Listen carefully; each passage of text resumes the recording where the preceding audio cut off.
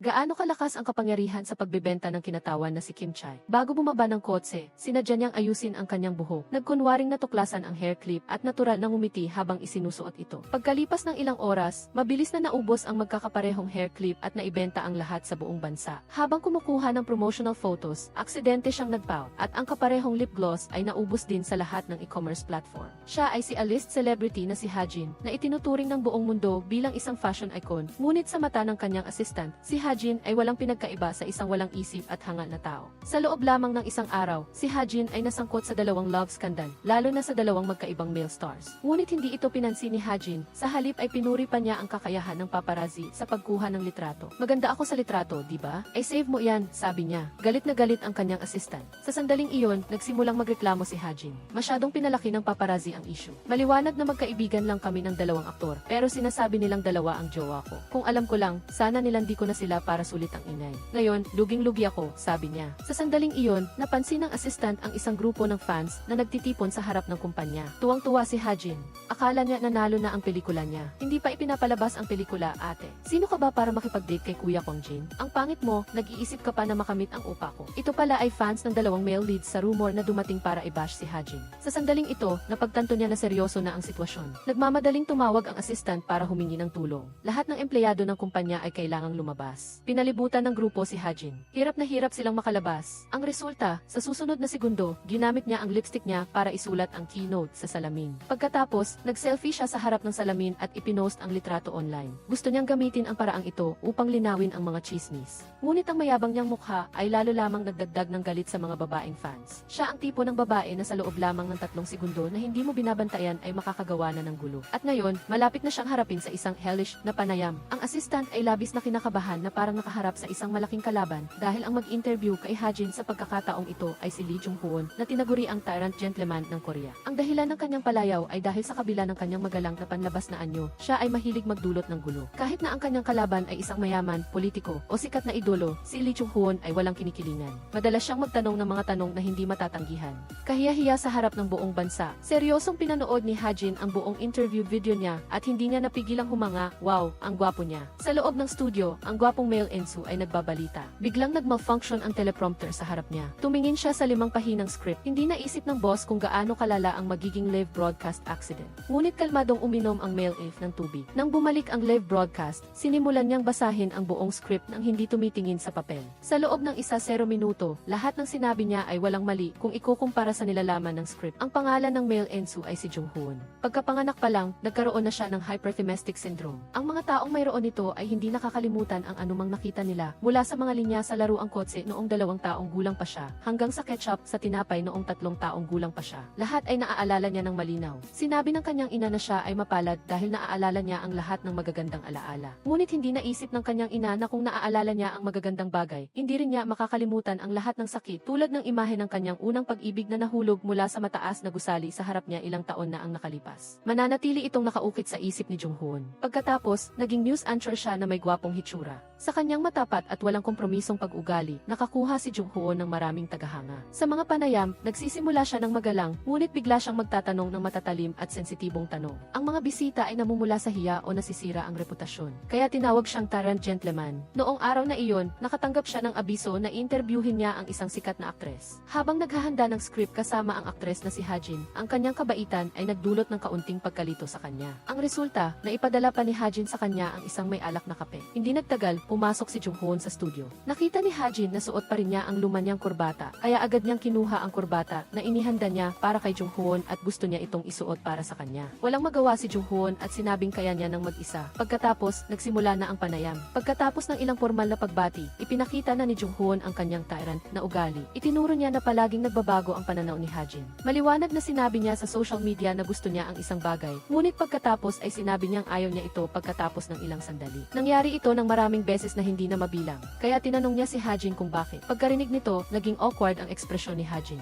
Sinabi niya na hindi niya matandaan ang eksaktong dahilan kung bakit niya ginawa iyon. Si Hajin pala ay may temporary amnesia, kaya siya ay laging nagbabago ng isip. Minsan, nakakalimutan niya ang mga bagay na kararating lang. Hindi alam ni Jung-hoon ang tungkol dito, kaya sinimulan niyang punahin si Hajin na sinasabing ang kanyang mga aksyon ay hindi responsable sa kanyang public image. Mabilis na tumuto si Hajin, sinabing gusto lang niyang mamuhay ng simple. Gusto ko lang ng simpleng buhay, bilangin ang 56 6, sabi niya. Nang marinig niya ang linyang ito, natigilan si Junghoon dahil sinabi rin ito ng kanyang yumaong unang pag-ibig. Ang pagkamangha na ito ay tumagal ng matagal, at kahit na tinawag siya ng kanyang boss, hindi siya tumugon. Nagdulot ng malubhang problema sa broadcast. Buti na lang at mabilis na naglagay ng ad ang boss, kaya hindi lumala ang sitwasyon. Pagkatapos, sinubukan tawagan ni Hajin si Junghoon, ngunit hindi siya tumugon. Kaya lumapit siya sa harap niya. Sa sandaling ito, agad na hinawakan ni Junghoon ng mahigpit ang kamay ni Hajin. Siguro sa sandaling iyon, napagkamalan niyang si Hajin ang kanyang yumaong unang pag-ibig. Matapos ang broadcast, galit ang boss sa ipinakitang reaksyon ni Junghoon. Salamat kay Team Leader Kim, naligtas ang buhay mo. Kung hindi siya mabilis na naglagay ng ad, ipinalabas sana ng buo ang pagkatulala mo. Alam mo ba yon? Sabi ni Junghoon na ang dahilan ng kanyang pagkatulala ay ang pag-inom niya ng kape na may alak. Kaya naiinis siya kay Hajin. Ngunit hindi niya alam na sa sandaling ito, binabati ko si Hajin ng mga netizens dahil sa malisyosong pag-edit ng isang anti-fan sa video na ginawang pagiging mayabang ang pagkilos ni Hajin na tumayo at nag-alala kay Junghoon. Nang malaman ng boss ang tungkol dito, inimbitahan niya si Junghoon na mag-dinner ng mag-isa. Ngunit pagdating niya doon, nakita niyang naroon din si Hajin. Gusto pala ng boss na humingi ng tawad si Junghoon kay Hajin. Ngunit nagpakita ng kabaitan si Hajin na sinasabing okay lang. Hindi ito ang unang beses na binabati ko sa ko. Mawawala rin yan sa loob ng ilang araw. Huwag mo nang isipin. Pagkatapos nito, naghanap ng dahilan ang boss para umalis ng maaga upang bigyan ng pagkakataon ang dalawa na mag-isa. Ngunit sa sumunod na segundo, tumayo si Junghoon at umalis din nang makita ito ni Hajin. Agad siyang sumunod. Tinaboy pa niya ang taxi na naharang ni Junghoon. Nang makita ito ni Junghoon, direkta niyang tinanong si Hajin, gusto mo ba ako? Bakit ka laging nakasunod sa akin? Ginagamit mo pa ang boss para ilabas ako dito. Nang marinig ito ni Hajin, napagtanto niya na may maling akala si Junghoon. Habang magpapaliwanag na sana siya, dumating ang kanyang assistant. Sinamantala ni Junghoon ang pagkakataon para umalis. Ang resulta, kinaumagahan, ginising si Junghoon ng tawag ng assistant niya na nagsabing nasa hot search siya. Puno ng chismis sa internet ang tungkol sa kanya at kay Hajin. Ngunit normal lang naman ang ilang litrato, kaya bakit nagkakagulo ang mga pahayagan sa pagbabalita? Dahil pala gusto ni Hajin na maghiganti sa nangyari kagabi. Kaya sinadya niyang aminin sa reporter ang relasyon ng dalawa. Sa sandaling ito, hindi alam ni Junghoon na malapit ng magulo ang kanyang buhay. Pagdating niya sa ilalim ng building ng kumpanya, agad siyang pinalibutan ng isang grupo ng mga reporter. Labis na nababahala si Junghoon. Mahirap siyang makaalis sa mga reporter. Ngunit nakita niya ang boss na naghihintay na sa kanya at masayang inabot ang isang tasa ng kape. Pagkatapos, hinila niya si Junghoon sa isang pribadong silid kung saan may nagtatagong reporter. Sa sunod-sunod na tanong ng reporter, sinabi ni Junghoon na hindi sila nagde-date ni Hajin. Sa sandaling ito, lumabas ang boss at binalaan si Junghoon. Kapag mag-isa siyang itinanggi ang kanilang relasyon, nangangahulugan na iniwan na niya si Hajin at sa panahong iyon ay lalagyan siya ng tatak na masamang tao. Naintindihan ni Junghoon na nasa mahirap na sitwasyon siya. Hindi rin siya pwedeng umamin, pero hindi rin siya pwedeng hindi umamin. Alam niyang lahat ng ito ay paghihiganti ni Hajin, kaya tinawagan niya ito. Si Hajin ay nasa gitna ng pag-shoot ng isang programa. Ang matabang direktor sa tabi niya ay narinig na tumawag ang boyfriend niyang si Junghoon, kaya mabilis niyang tinawag ang cameraman para kunan ito. Sinabi niya kay Junghoon na nagpo-promote si Hajin ng bago niyang pelikula at gusto niyang bigyan niya ng pampasigla ang girlfriend niya. Narinig ni Junghoon ang hiyawan ng mga fans. Kahit ang kabilang dulo ng telepono ay hindi kayang ipahiya si Hajin. Mangyari po, sabihin niyo ang isang salita, laban. Sa oras na ito, hindi na maipaliwanag ang lahat. Hindi na makakayanan pa, kaya nag-imbita si Junghoon na magkita sila ni Hajin, ngunit sa isang romantikong drive-in cinema. Ang magkasintahan na naglalambingan sa katapat na kotse ay lalong nagpainit sa ulo ni Junghoon. Kung makunan siya ng mga paparazzi sa lugar na ito, hindi maiisip ang magiging bunga. Sinabi ni Hajin na ang pinakamapanganib na lugar ay ang pinakaligtas na lugar. Pagkatapos niyang sabihin iyon, palihim siyang sumilong sa kotse ni Junghoon. Agad siyang tinanong ni Junghoon kung naghihiganti ba siya dahil sa nangyari kagabi. Naghihiganti ako.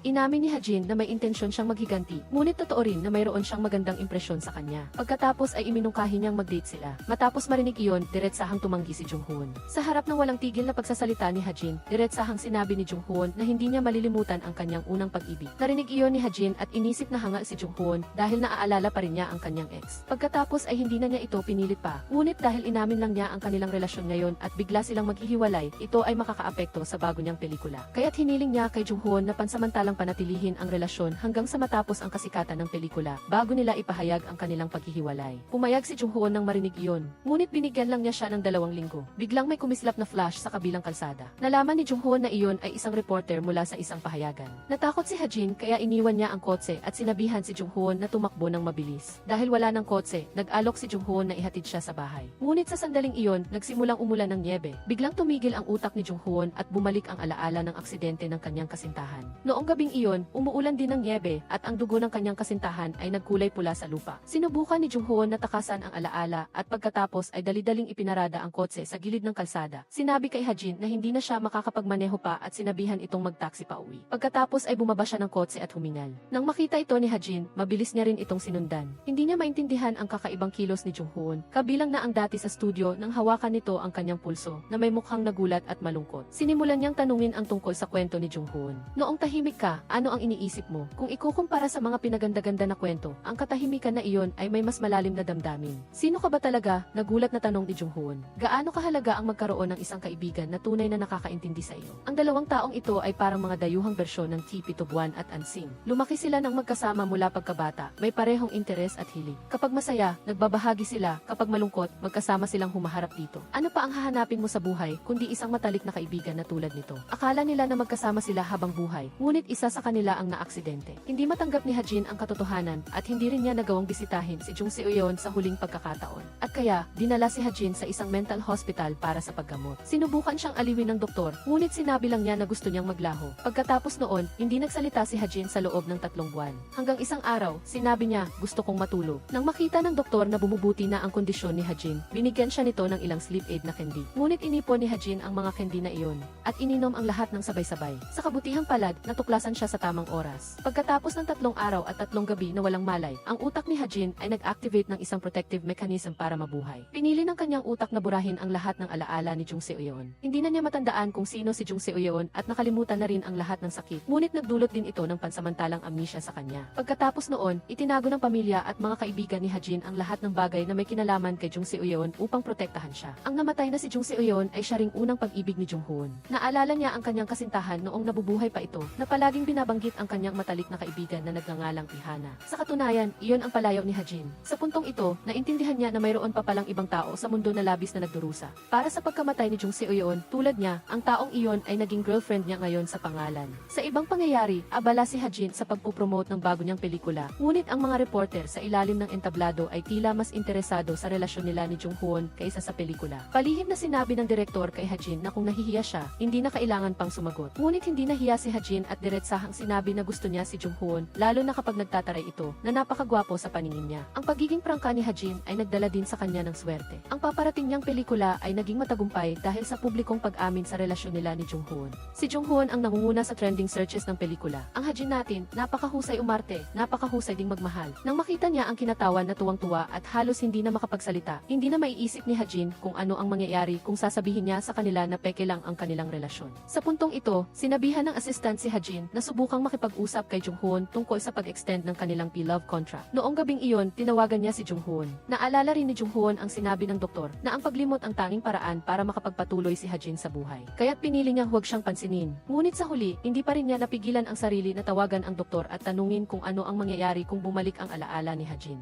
Sinabi ng doktor na maaaring lumala ang kanyang kondisyon. Matapos marinig iyon, medyo nabalisa si Jung-hoon. Nang ibaba niya ang tawag, nakatanggap si Jung-hoon ng mensahe mula kay Ha-jin. Kapag nakita mo ang mensahe, sagutin mo ako, may mahalaga akong sasabihin. Sa kabilang dulo, umaasa si Ha-jin na si Jung-hoon ang tumatawag tuwing naririnig niya ang ringtone ng kanyang telepono. Ayos lang kahit madapa siya, ngunit sa huli, ang tawag ay galing sa kanyang manager. Sa oras na nawawalan na ng pag-asa si Ha-jin, tumawag na talaga si Jung-hoon. Kinakabahan siyang umubo ng ilang beses at pagkatapos ay nakipagkita sa kanya sa isang coffee shop. Nagmamadaling nag-ayos si Ha-jin at nagsuot ng isang eleganteng at mamahaling kulay kape na kardigan. Ngunit muntik na siyang madapa sa hagdan. Mag-ingat ka, kapag nasa tabi kita, kailangan kong maging alerto sa lahat ng oras. Ang biglaang pagiging banayad ni Jung-hoon ay nagpagulo kay Ha-jin. Pagkatapos ay lumapit silang dalawa sa bintana at pinanood ang magandang tanawin sa labas. Hindi napigilan ni Ha-jin ang sarili na kumuha ng selfie at palihim na kinunan din si Jung-hoon. Tinanong ni Jung-hoon kung bakit mahilig siyang kumuha ng litrato. Sumagot si Ha-jin na hindi maganda ang kanyang memorya, kaya mahilig siyang kumuha ng litrato ng mga bagay para matandaan ito. Nang marinig iyon ni Jung-hoon, nalungkot siya para sa babaeng nasa harap niya. Pagkatapos ay iminungkahi ni Ha-jin na i-extend ang kanilang love contract. Ngunit para hindi maalala ni Ha-jin ang nakaraan, sinabi ni Jung-hoon na hindi na sila magkikita pa. Ang balita tungkol sa kanilang paghihiwalay ay i-anunsyo sa araw na matapos ang pelikula niya. Ano ang reaksyon ng isang sikat na artista matapos iwanan? Ang sagot ay pareho lang sa mga normal na babae, isang magandang selfie, kasama ang malungkot at mahirap intindihin na caption. Nang makita ng assistant ang post ni Ha-jin sa kanyang social media, hindi niya napigilang tuksuhin ang marupok nitong puso. Kunwari lang naman ang pagmamahal mo kay Jung-hoon, bakit ka ngayon malungkot? Nang marinig iyon ni Hajin, naintindihan niya ang punto at agad na sumaya. Ang biglaang pagbabago ng mood ni Hajin ay hindi matanggap ng kanyang assistant. Pagkatapos ay sumakay silang dalawa papunta sa kumpanya, ngunit laking gulat nila nang makakita ng maraming fans na nagtitipon sa harapan ng gate.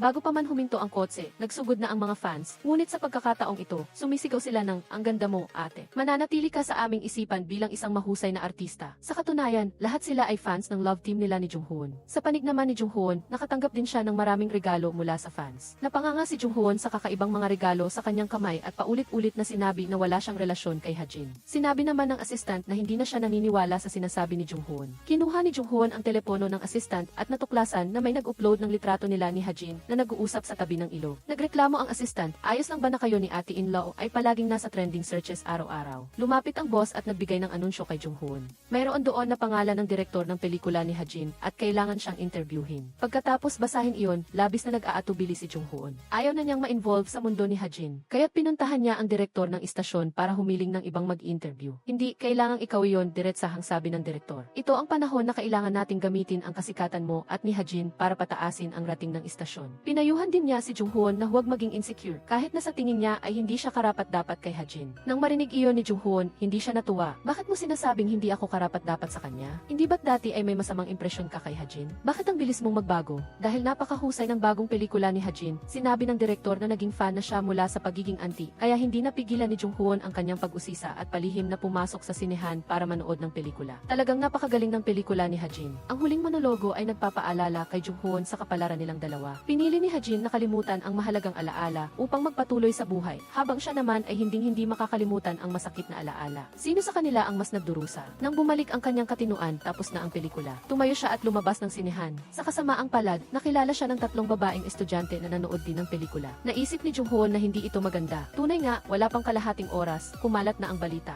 Noong hating gabi, palihim na pinanood ni Junghoon ang bagong pelikula ng kanyang kasintahan. Habang nanonood, tahimik siyang umiyak. Ayaw na niyang umalis. Nang mag-trending sa search, agad na sumigla si Hajin nang makita ang balita. Ginising niya ang kanyang natutulog na assistant at nagsimulang magpakita ng pagmamahal sa sarili. Kaya pala si Junghoon ay cold outside, warm inside na tipo ng tao. Palihim na nanonood ng kanyang pelikula at naiyak pa. Pagdating ni Junghoon sa bahay, nakatanggap din siya ng mensahe mula sa kanyang assistant na binabati siya, kinikilala bilang pinakaromantikong lalaki sa Korea. Kinaumagahan, nagsimulang maging abala si Hajin. Maaga siyang nag-iisip kung ano ang isusuot para makita ang cold outside, warm inside na lalaking iyon. Pagkatapos ng shooting, nagmaneho siya papunta sa gusali ng kumpanya ni Junghoon. Nang makita si Hajin sa harapan niya, mas pangit pa sa iyak ang ekspresyon ni Junghoon. Sinubukan niyang paalisin si Hajin, ngunit paglingon niya, nakita niyang curious na nakatingin ang kanyang boss. Para maiwasan na mahuli, mabilis na pumasok si Junghoon sa kotse ni Hajin. Pagkatapos, pumunta sila sa coffee shop na pinuntahan nila noon. Muling nagpakita si Hajin ng nakakalito na tiwala sa sarili at sinabing naiintindihan niya ang paghihirap ni Junghoon. "Dahil sikat na artista ako, kaya ka na pressure at itinulak mo ako palayo, tama?" Agad na pinabulaanan ito ni Junghoon. "Nanood ako ng pelikula dahil interviewin ko ang direktor. Sana huwag kang mag-assume." Nang marinig ito, unti-unting nawala ang ngiti sa mukha ni Hajin.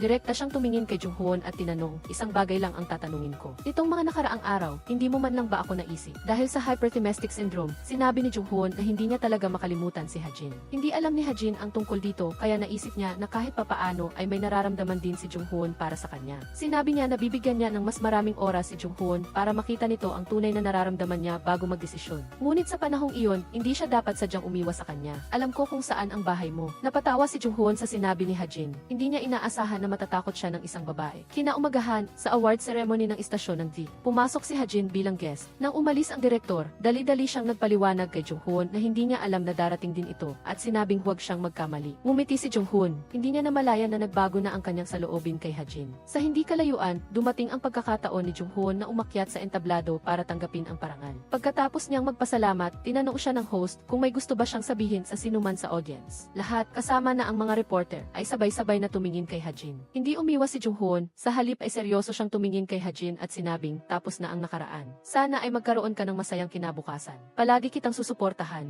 Ang mga taos puso at malalim na salitang ito ay unti-unting nagpatunaw sa puso ni Hajin. Pagkatapos ng seremonya, nang magpaalam sina Junghoon at Hajin, hindi maalis ni Hajin ang kanyang mga mata kay Junghoon. Pag-uwi niya, patuloy niyang pinanood ang replay ng broadcast. Hindi mapigil ang humanga sa kagandahan ni Junghoon. Mukha siyang mas malamig kaysa kanino man, ngunit mas mainit kaysa kanino man. O baka naman eksperto siya sa pag-ibig, nagpapanggap lang na walang alam para maloko ako. Walang magawa ang assistant na nakita si Hajin na nabighani. Hindi mapigilang paalalahanan siyang matulog ng mas maaga at bawasan ang pagiging ilusyon. Sa panig naman ni Jung-hoon, dumating ang assistant upang magulat na ang nangyari kanina ay sumakop na sa lahat ng front pages ng mga pahayagan. Sa sandaling iyon, nagpadala ng text message si Hajin. Nabasa ni Jung-hoon ang mensahe at hindi niya maikubli ang ngiti sa kanyang mukha. Nakita ng kanyang assistant ang lahat. Matapos magpadala ng mensahe, tulala na naman si Hajin na nakatingin sa kanyang telepono. Paalis na ang assistant at hindi niya maiwasang tanungin kung kaya ba ni Hajin na maiwan mag-isa. Sinabi ni Hajin na matutulog siya ng maaga, kaya sinabi niya sa assistant na huwag mag-alala. Ngunit dahil ginulo ni Jung-hoon ang kanyang isip, paano siya makakatulog? Kaya nagpa siyang manood ng sarili niyang pelikula. Paglabas ni Hajin, nag-selfie siya ng maganda, hindi man lang niya napansin ang isang tao na palihim na sumusunod sa kanya mula sa malayo. Nang pumasok siya sa kotse, lumapit din sa kanya ang taong iyon.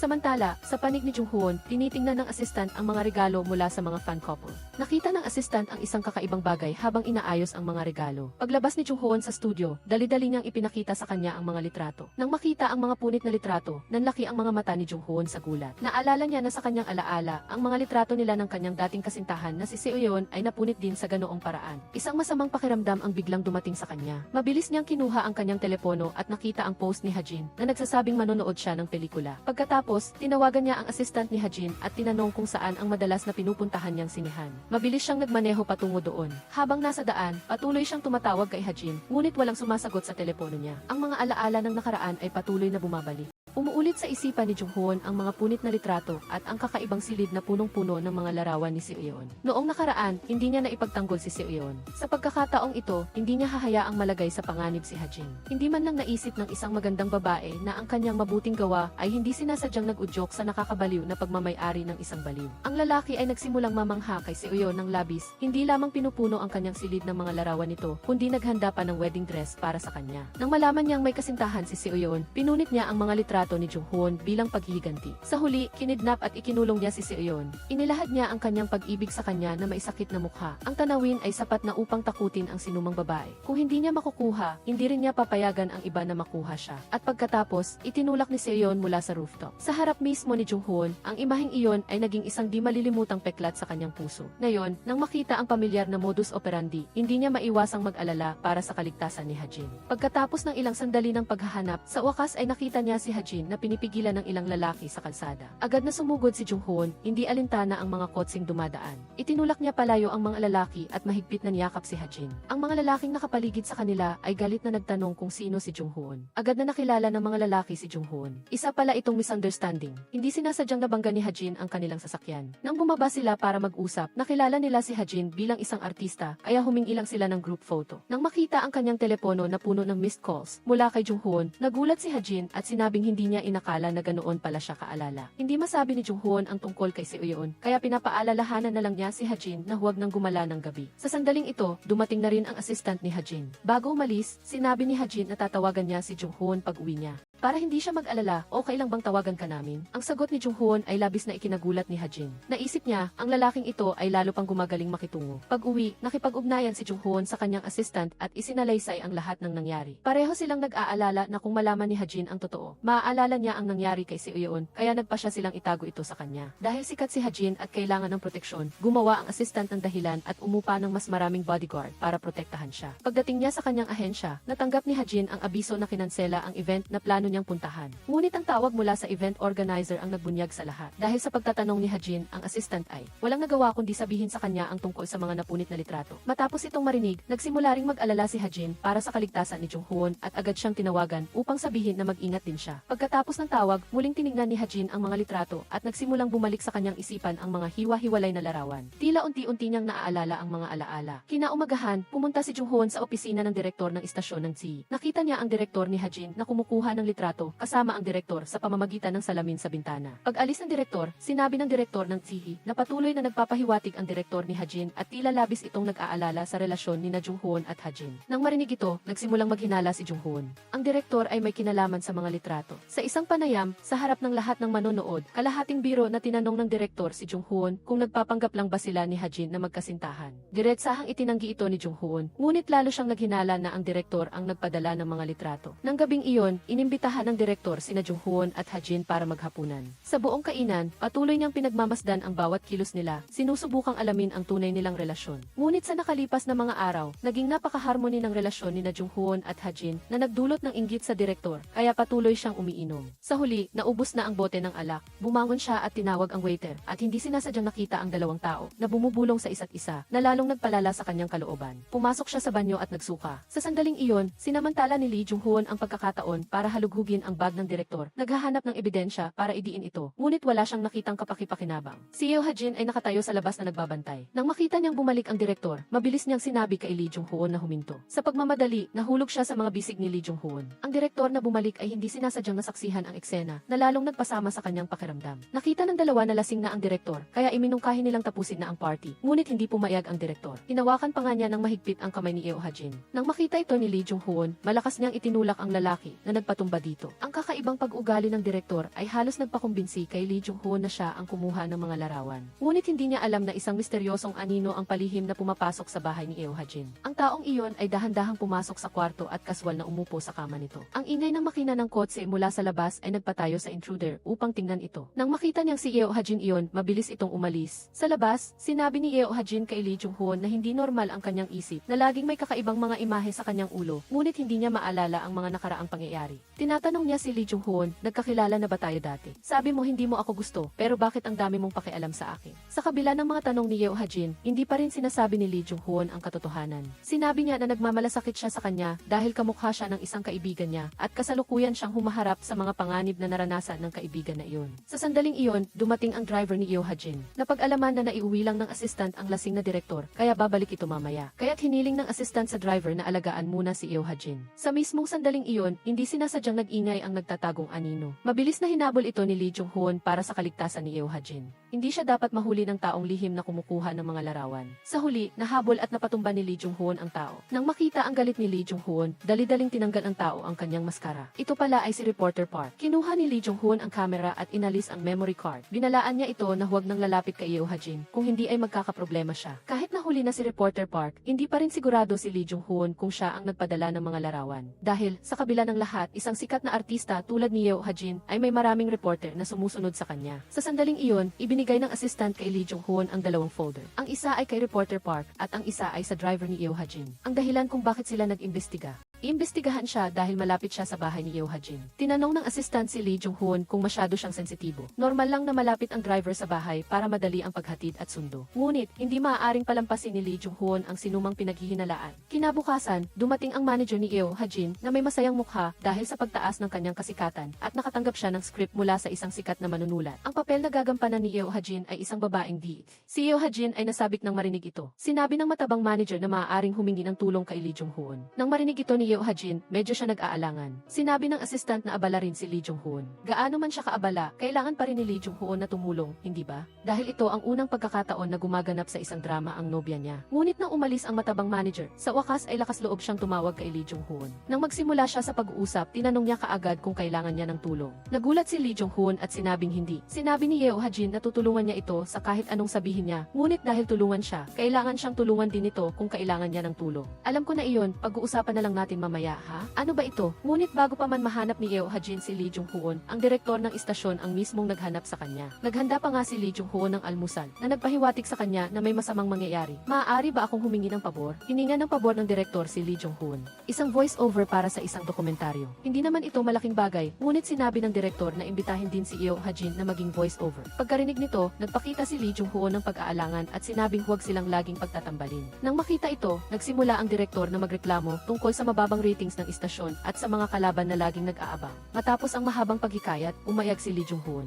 Sinabi ni Lee Jung-hoon kay Yeo Ha-jin na huwag itong magmadali sa pagpayag, na isipin pa muna niya. Ngunit sinabi ni Yeo Ha-jin na hindi na niya kailangan pang mag-isip. Hindi ba't sinabi mong tutulungan natin ang isa't isa? Pagkatapos ay humingi siya ng tulong kay Lee Jung-hoon para gabayan siya sa kanyang acting skills. Dahil humingi siya ng tulong nito kanina, kaya't hindi magawang tumanggi ni Lee Jung-hoon. Nang marinig ito, hindi mapigilan ni Yeo Ha-jin ang kanyang tuwa. Niyakap niya si Lee Jung-hoon. Pagkatapos, dinala niya ito upang makilala alaala ang manunulat at ang direktor. Lubos na pinuri ng manunulat si Yeo Ha-jin, ngunit ang direktor ay nanatiling malamig sa buong pagpupulong. Nang lumabas ang manunulat at si Lee Jung-hoon, agad na ipinakita ng direktor ang kanyang masamang mukha at sinabi ang mga salitang nakakainsulto kay Yeo Ha-jin. Ngunit narinig ito ni Lee Jung-hoon, nakakabalik lang. Hindi siya nagsalita, pumasok lang siya sa kwarto, na naging dahilan upang mabilis na tumahimik ang direktor. Nang bumalik ang manunulat, nagsimulang ipakita ni Lee Jung-hoon ang kanyang talento sa panunuya. Nagtanong siya sa manunulat, kalahating biro at kalahating seryoso, kung dahil ba sa kanya, kaya nakuha ni Yeo Ha-jin ang script. Nang marinig ito ng manunulat, mabilis siyang tumanggi. Pagkatapos, taos puso niyang pinuri si Yeo Ha-jin, sinasabing napakahusay nito. Marahil, tanging ang mga bastos na tao lang ang mag-iisip ng ganoon.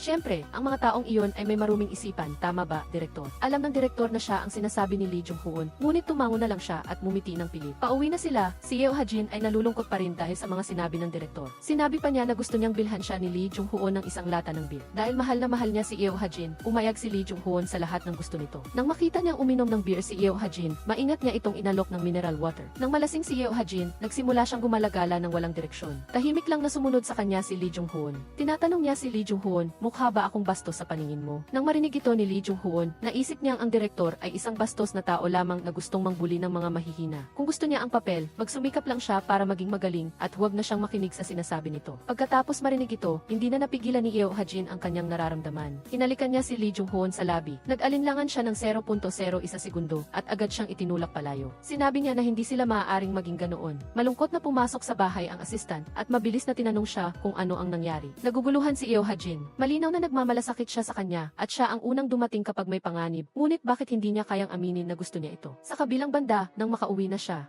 hindi rin mapigilan ni Lee Jung-hoon na balikan ang eksena kanina. Sa sandaling iyon, gulong-gulo ang kanyang isipan. Kung tatanggapin niya ang damdamin ni Yeo Ha-jin, tiyak na hindi nito matatanggap ang katotohanan kapag bumalik ang kanyang alaala. Bukod pa rito, hindi pa nila nahahanap ang taong kumukuha ng lihim na larawan ni Yeo Ha-jin. Sa katunayan, kinabukasan nang pumasok si Lee Jung-hoon sa trabaho, nakatanggap na naman siya ng isang pinutol na larawan. Nakasulat dito, "Huwag kang mag-assume, akin si Yeo Ha-jin." Sa pagkakataong ito, sigurado na si Lee Jung-hoon na may kinalaman ang taong ito sa pagpatay kay Jung Se-eun noon. Matapos kulong si Jung Se-eun noon, tinawagan siya ng lalaki upang magyabang, "Huwag kang mag-assume, akin si Jung Se-eun." Galit na tumakbo si Lee Jung-hoon papunta kay Jung Se-eun.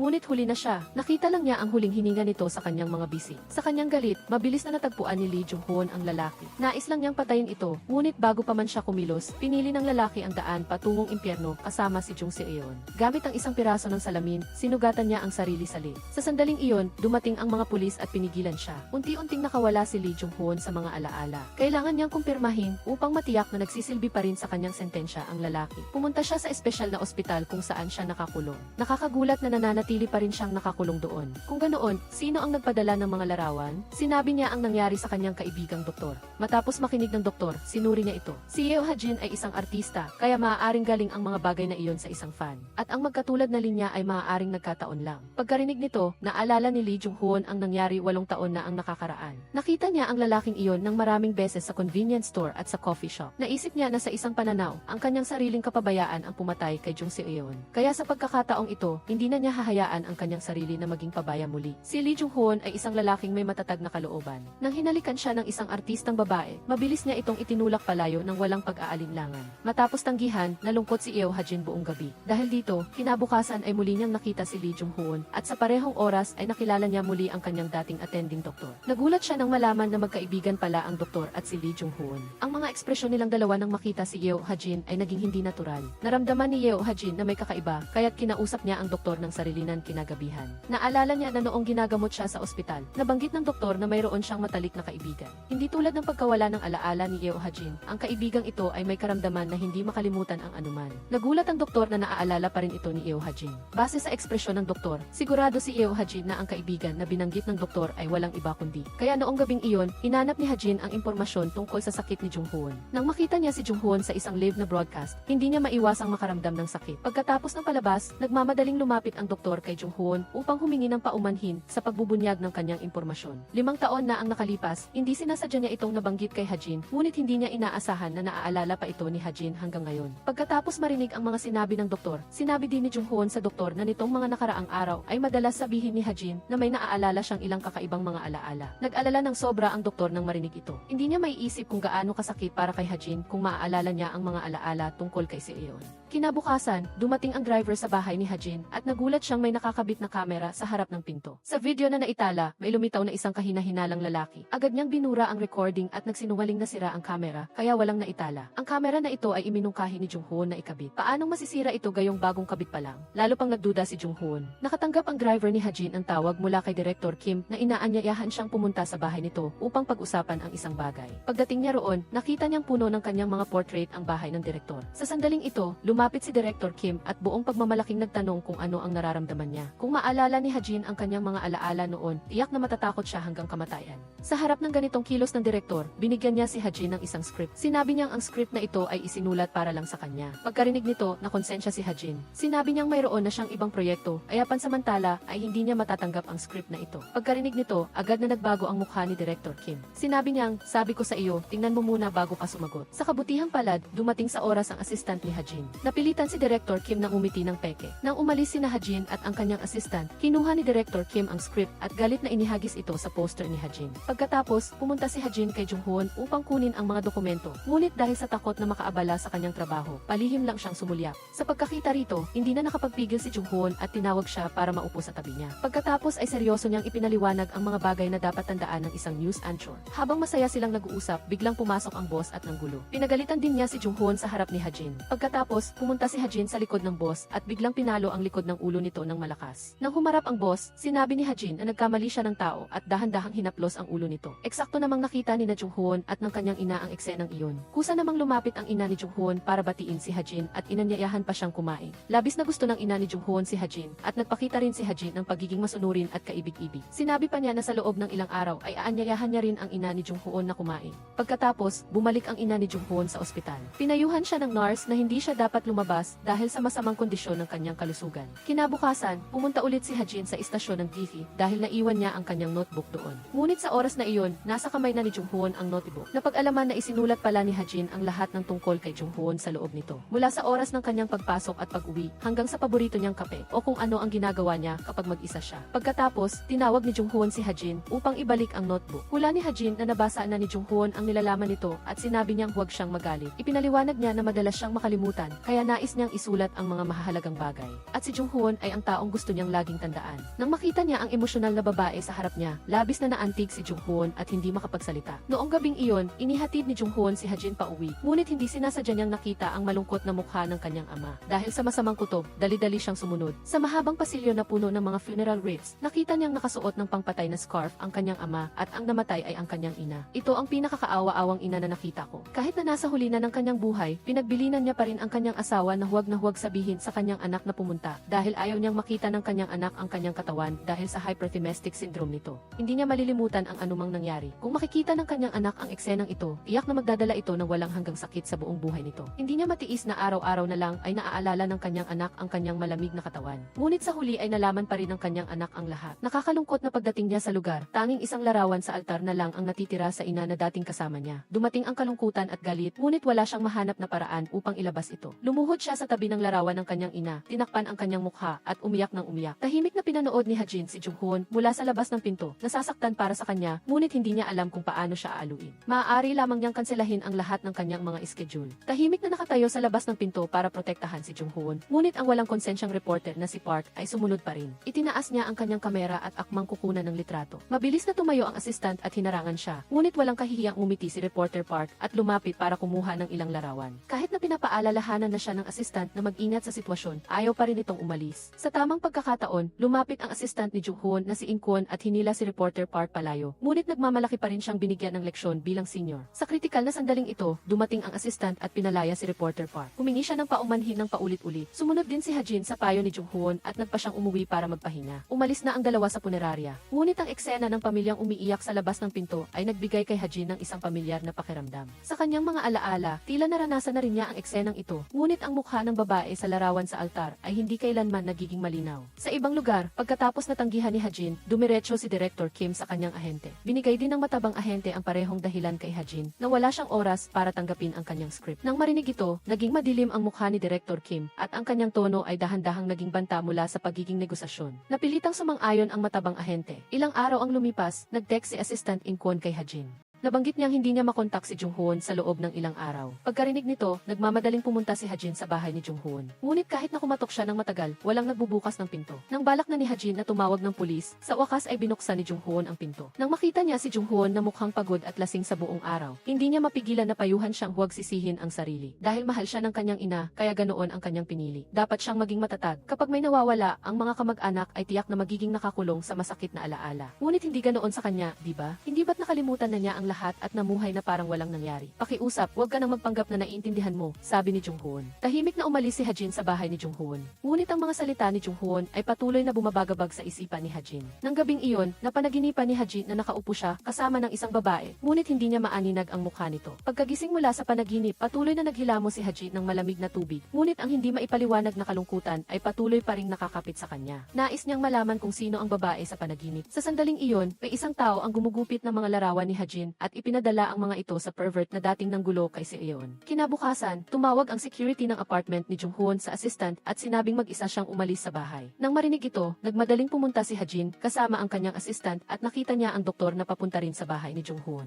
Ibig sabihin ng doktor na tiyak na binisita ni Jung-hoon ang kanyang ina, kaya mabilis silang nagtungo sa sementeryo. Natagpuan nila roon ang kotse ni Jung-hoon, ngunit wala siya sa libingan. Tumingin si Hajin sa mga bumabagsak na snowflake at naalaala na ang tag-araw na niebe ay laging nagpapaalala kay Jung-hoon ng mga masakit na alaala. Tulad ng hula ni Hajin, sa oras na iyon ay nakakulong si Jung-hoon sa masakit na mga alaala dahil sa niebe. Nang malapit na siyang mawala ng malay, dumating si Hajin at inalalayan siya. Pagkatapos, kasama ang doktor, dinala niya si Jung-hoon pauwi. Nag-alala si Hajin na baka hindi siya kumain, kaya bago siya umalis ay nilutuan niya siya ng isang lunchbox. Nag-iwan din siya ng isang mensahe na sinasabing kailangan niyang ubusin ang lahat. Pagdating sa bahay, nilagnat din ng mataas si Hajin. Nang makita ito ng kanyang assistant, dali-dali siyang kumuha ng gamot para sa lagnat para sa kanya. Sa kalagitnaan ng gabi, habang mahimbing na natutulog si Hajin, isang anino ang umakyat sa pader papasok sa bakuran. Ginamit niya ang spray paint para takpan ang kihi, at tahimik siyang pumasok sa kwarto. Dito nagtatapos ang kwento ngayong araw. Salamat sa panonood ng pelikula. Ano ang tingin ninyo sa pelikulang ito? Ay comment sa ibaba.